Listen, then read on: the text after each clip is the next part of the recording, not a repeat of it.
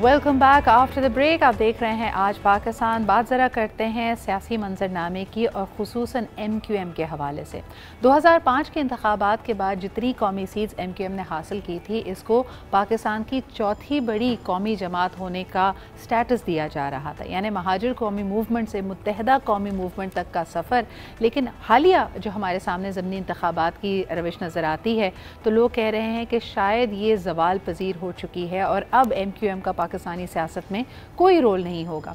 यहाँ तक कि PTI के भी कई कारकुनान का, कई लीडर्स का ये कहना है कि बेशक गुज़िश्ता हुकूमत में MQM हुकूमत की इत्तेहादी बनी, लेकिन अब गोइंग फॉरवर्ड हो सकता है वो बहुत ज़्यादा मुश्किलात का शिकार है। इस वक्त हमारे साथ मौजूद हैं फ़ारूक सत्तार साहब, सीनियर रहनुमा हैं और यकीनन MQM के साथ इनकी एक तारीख़ रही है। इनसे जानते हैं कि मौजूदा सूरत हाल के बाद क्या MQM पाकिस्तान की सियासत में एक भरपूर कम बैक कर पाएगी या नहीं। अस्सलाम वालेकुम फ़ारूक साहब, सबसे पहला सवाल आपसे यही करना चाहूँगी कि ज़िमनी इंतखाबात ने जो नतीजा हमारे सामने रखा है, क्या वजह रही कि MQM अपने वोटर बैंक को मुतहरिक नहीं कर पाया, उनको बैलेटिंग बॉक्सेस तक नहीं ला पाया और इस दफ़ा MQM के कैंप्स काफ़ी वीरान नज़र आए? वालेकुम अस्सलाम सिदरा, ऐसा है कि गुज़िश्ता 4-5 सालों में मजमूई तौर पर MQM पाकिस्तान की जो कारकर्दगी रही है, वो बड़े खुले दिल से हम सबको इस बात का एतराफ़ करना चाहिए, वो कतई और कतई गैर तसल्ली बख्श रही है। और उसमें जो सबसे बड़ी वजह है कि वो हमारे आपस का इंतशार और तक़सीम, जिसमें मुझे अलहदा किया गया 2018 में इंतखाबात के कुछ अरसे के बाद, मैं समझता हूँ एक बड़ी वजह थी। फिर उसके बाद शायद मेयरशिप के टेन्योर में भी अगर इख्तियारात नहीं थे, वसाइल नहीं थे, तो इख्तिदार में हमें नहीं रहना चाहिए था और हमें 3 साल के बाद इख्तिदार को छोड़ के आ जाना चाहिए था। फिर PTI के साथ 4 साल रहे, उनके साथ माहिदे किए, लेकिन उन 4 सालों में भी कुछ डिलीवर नहीं हुआ, क्योंकि PTI ने तो ख़ुद पे ये मुसल्लत कर लिया था कि 18वीं तरमीम या जो सूबाई खुद मुख्तारी, उसके बाद वफाक और MQM PTI MQM मिल के कराची और शहरों में कोई काम नहीं कर सकते। उन्होंने ख़ुद पर यह कैफियत तारी कर ली। तो ये वजूहात हैं। फिर जिस तरह PTI को उसके बहुत ही मुश्किल और बुरे वक्त में, कठिन घड़ी में छोड़ा, उसको भी मैं समझता हूँ कि महाजिर वोट बैंक जो पढ़ा लिखा है, उन्होंने उसको अच्छा नहीं समझा। और अगर उनको छोड़ना ही था तो न्यूट्रल होते। वो उन्होंने जरदारी साहब के साथ जो है वो माहिदा कर लिया, पीपल्स पार्टी, जिनके साथ हमारे सारे मामला जो हैं वो पेंडिंग में हैं, ड्यू हैं, वही हमारा सबसे बड़ा टारगेट है, पीपल्स पार्टी के, जिन्होंने शायद सिंध के शहरी आवाम और लोगों के हुकूक को गस्ब किया। ये तो एक MQM की चार्जशीट हमेशा रही है। और अगर माहिदा करना भी था तो कंबाइंड अपोजिशन के साथ करना था। उसमें शहबाज शरीफ होते, फजलुर रहमान होते और आसिफ अली जरदारी होते, और वो तीनों माहिदे में फ़रीक होते, ना कि गारंटर। वो 2 गारंटर हैं, ये फ़रीक हैं। और वो ये कहते कि अगर इस माहिदे पर अमल दरामद नहीं होगा सूबाई सतह पे, अगर पीपल्स पार्टी, मुराद अली शाह, जरदारी साहब इस पर अमल नहीं करेंगे अमल दरामद, तो फिर हम कुछ इख्तियारात सूबे के लेकर फिर मरकज़ से डायरेक्टली शहबाज शरीफ जो है वो MQM के उन मसाइल को, मुतालबात को हल करेंगे। तो ये होना चाहिए। तो ये मेरे ख़्याल में कुछ ऐसे गलत फ़ैसले और गलतियाँ हुई हैं, जिसकी वजह से जो है वो ये सूरत हाल हुई। फिर जब ये पहला इलेक्शन NA 240 कोरंगी का हुआ, जो मेन सीट है MQM की, जब उसमें 65 वोट से जीती MQM, तो मैंने कहा देखें, अभी गोली कनपट्टी के पास से गई है। अगर अभी भी हमने होश के नाखून ना लिए और हम सब एक जगह जमा ना हुए, सारे धड़ों को जो है मुत्तहिद दोबारा ना किया गया, सब एक जगह पर ना बैठे और एक कम से कम एजेंडे पर इत्तफाक ना हुआ, चाहे MQM पार्टी में सब वापस आए ना आए, लेकिन किसी कम से कम एजेंडे, मिसाल के तौर पर 1 सीट 1 कैंडिडेट, अगर ये नहीं करेंगे तो फिर दास्तान तक ना होगी। दास्तानों में मैंने कह दिया था, और 65 वोट से उस वक्त जीते थे। फिर अगली गोली खोपड़ी में लगी, वो चाहे NA 245 हो, जिसमें मैं भी था। हम सब जो है वो हमें शिकस्त हुई और PTI जीत गई। और फिर उसके बाद अगर आप देखें ये जो NA 239, तो वहाँ पर भी वो भी एक MQM की सीट हुआ करती थी, चंद वोटों से हम हारे थे, लेकिन कितनी बुरी तरह से वहाँ पर हारे। तो मेरे ख्याल में अब बेटर सेंस प्रिवेल करनी चाहिए, अब समझदारी से काम लेने की ज़रूरत है। कुछ तो गलतियों से सबक सीखना चाहिए, जो मेरे ख्याल में वक्त है कि आ गया, उनसे सबक सीखना। दूसरा, मैं ये समझता हूँ कि वक्त भी हर चीज़ को समझा देता है और सिखा देता है, और सब नज़र आ जाना चाहिए कि अब इसके बाद अब क्या होगा। अगर अब भी हम एक नाउ और नेवर सिचुएशन है, अब नहीं तो कभी नहीं। फारूक साहब, एक फ़लसफ़े की बुनियाद पर नज़रियाती तौर पे कहा यह गया कि जब MQM ने गुज़िश्ता हुकूमत यानी इमरान खान साहब की हुकूमत का साथ छोड़ा तो PDM का साथ देते हुए कुछ मुआहदे हुए थे, जिसमें यकीनन कराची के सेंसस का मामला था, दूसरे आपके और तहफ़्फ़ुज़ात भी सामने रखे गए थे। इस वक्त ये ज़िमनी इंतख़ाबात के बाद और मौजूदा सूरत हाल को देखते हुए MQM के PDM के साथ ताल्लुकात कैसे हैं? सिद्रा, देखिए, मैंने शायद पहले सवाल के जवाब में कुछ ये बातें कर दी हैं जो ये सवाल आपने भी पूछा है कि क्या स्ट्रैटेजी होनी चाहिए और क्या गलतियाँ हमने की। तो मैंने गलतियाँ तो गिनवा दी कि इख्तदार की सियासत की, वजारतें वहाँ भी लीं, यहाँ भी वजारतें लीं, और ज़ाहिर है कि जो मुतालबा सिर्फ ओहदों के लिए और पोजीशनों के लिए है, मतलब जो अवाम की इज्तिमाई बेहतरी, देखिए K4 कहाँ पर है, उस पर कोई अमल दरामद नहीं। 65 करोड़ गैलन इजाफी यौमिया पानी कराची को चाहिए। सर्कुलर ट्रेन का मंसूबा, वो अभी तक क्या वो शुरू ही नहीं हुआ, वो सुबह का सवेरा कब देखेगा। फिर निकासी आप और कचरा उठाने का एक जदीद निज़ाम होना चाहिए, उसकी फिजिबिलिटी, मंसूबे सब तैयार है, उसकी क्या लागत होनी चाहिए।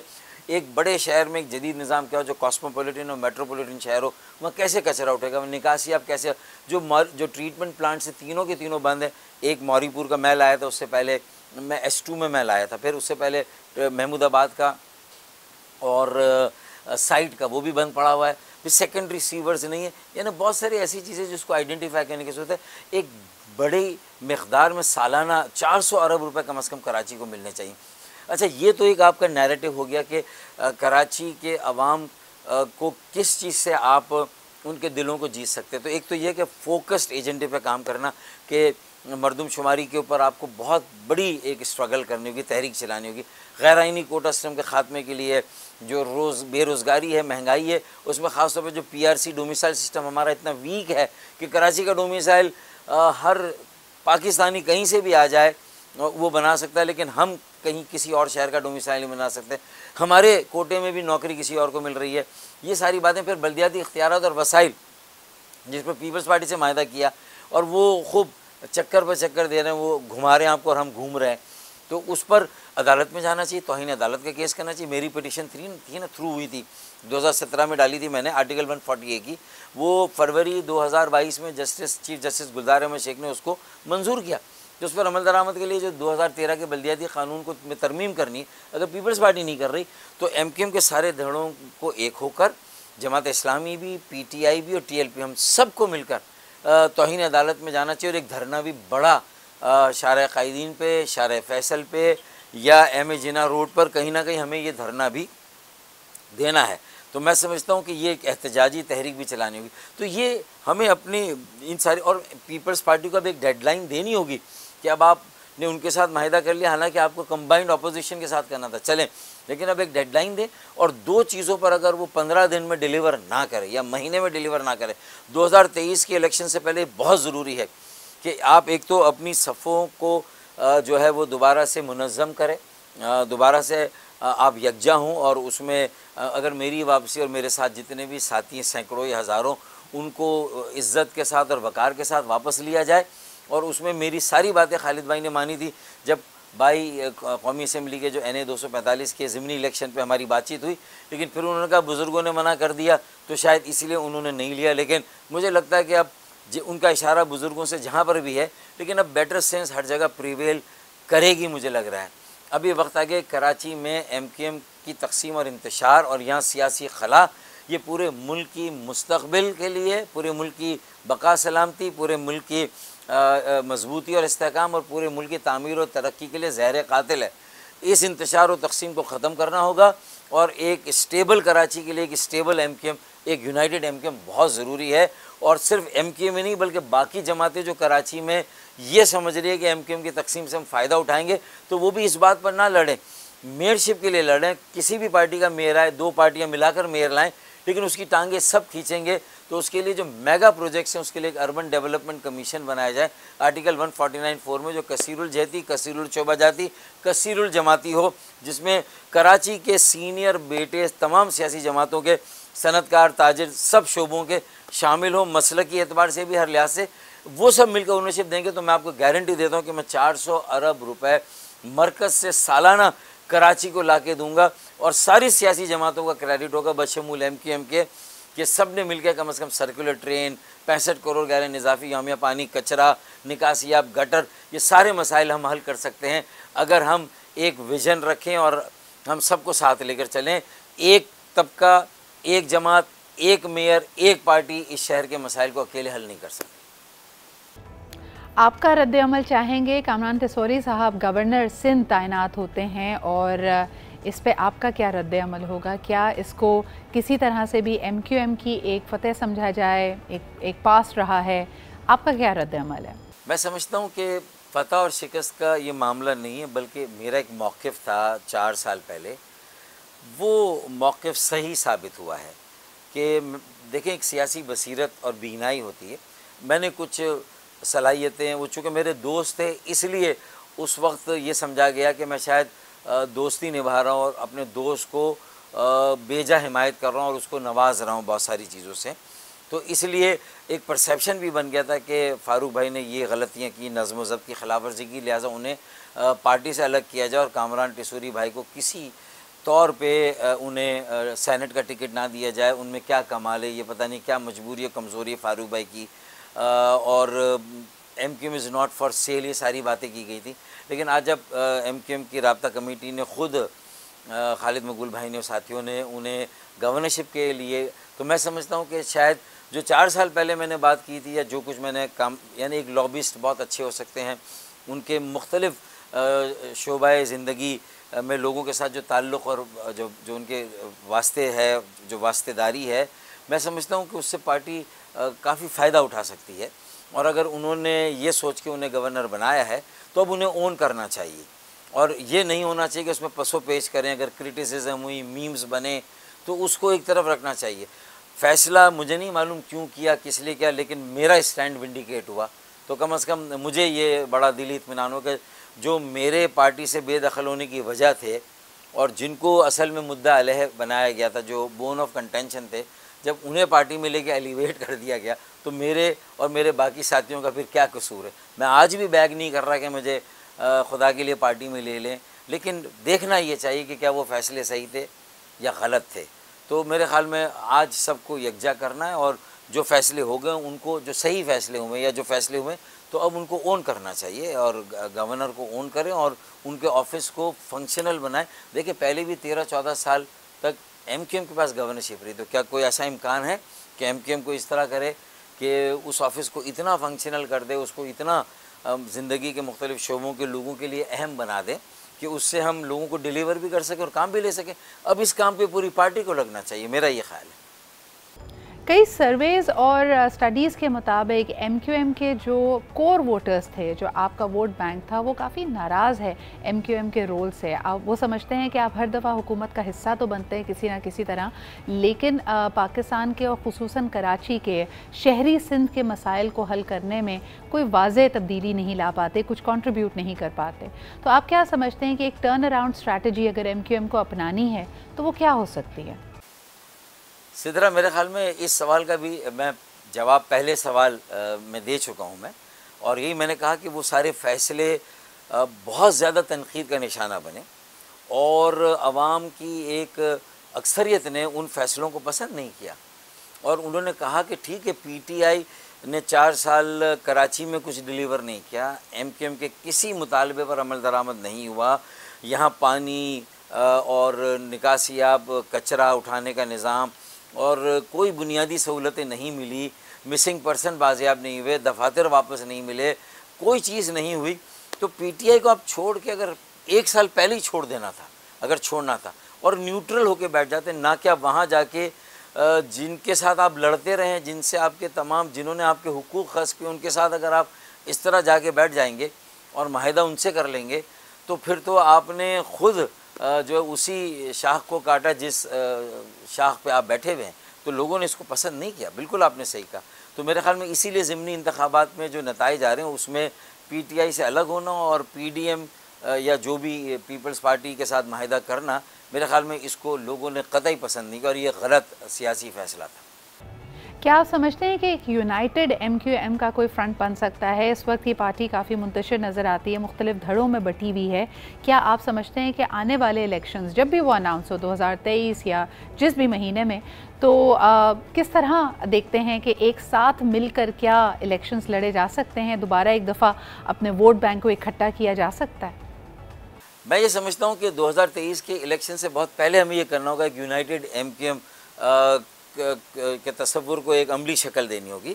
और उसमें सबसे पहले तो मेरा और खालिद भाई का आपस में किसी तरह का इंतज़ाम, मेरा पार्टी में मेरे साथियों का वापस जाना, फिर उसके बाद हम PSP से बात कर सकते हैं। और मुझे एक रोल नज़र आता है अनीस कायम खानी, तंजीमी मामलात में उनकी बड़ी निगाह है, और वो मैं समझता हूँ कि वो अच्छा कंट्रीब्यूशन कर सकते हैं। अगर वो वापस आते हैं तो बहुत अच्छी बात है। मुस्तफा कमाल अपनी कोई जगह बना सकते हैं। फिर आफाक अहमद को भी मैं तो नज़रअंदाज नहीं करता, उन्होंने भी कंसिस्टेंसी के साथ एक एजेंडे, एक नारे पे एक सियासत की है, तो मैं तो उनका भी एक किरदार अपनी तरफ से, चाहे छोटा हो चाहे बड़ा, मैं समझता हूँ कि एक रोल है, उनका भी हो सकता है। तो मेरी निगाह तो है इन सारी चीज़ों पे कि सबको कैसे, अच्छा फिर हम सबको यकजा करने से सिंपल अरथमेटिक या अराजी के हिसाब से तो अभी भी हम शायद PTI ने जितना वोट लिया उसका मुकाबला नहीं कर सकते, लेकिन हमारा मिलना ही एक ऐसा करंट अनलीश करेगा, एक ऐसी एनर्जी अनलीश करेगा कि जो लोगों में मायूसी को उम्मीद में बदलेगा, जो लोगों को नाउम्मीदी से उम्मीद की तरफ लाएगा। और वो करंट जो होगा वो फिर जो मायूस लोग, जो नाउम्मीद अपने घरों पर बैठ गए, जो तंग और बेजार हैं हमसे भी और सियासत से, देखिए पंजाब के ज़िमनी इलेक्शन में फिर भी कराची से ज़्यादा वोटर्स टर्न आउट होता है, यहाँ नहीं होता। तो PTI को भी कोई बहुत ज़्यादा वालहाना तौर पर वोट नहीं मिल रहे हैं, तो इसका मतलब है कि वोट बैंक सबसे नाराज़ है। लेकिन मुझे उम्मीद है अगर एक कराची की, सिंध के शहरों की एक अपनी पार्टी अपनी शनाख्त के साथ खड़ी है, मिडिल क्लास पढ़े लिखे नौजवानों का सियासी अमल जो 84 में था, अगर हम MQM को दोबारा उस तरफ ले जाएं, सारे धड़ों को जोड़ें और बाकी जमातों के साथ इश्तराक अमल करें, तो यकीन माने ये कराची पूरे मुल्क को एक नई क़यादत फराहम करेगा, एक नौजवान क़यादत फराहम करेगा। फारूक साहब, आखिरी सवाल आपका, कुछ ज़ाती आपका जो अब प्लान है आगे उसके हवाले से करना चाहेंगे। क्या कोई रास्ता वापसी का हमवार हो रहा है? क्या हम ये ख़बर सुन सकते हैं कि आप दोबारा MQM का बाकायदा हिस्सा बनने जा रहे हैं?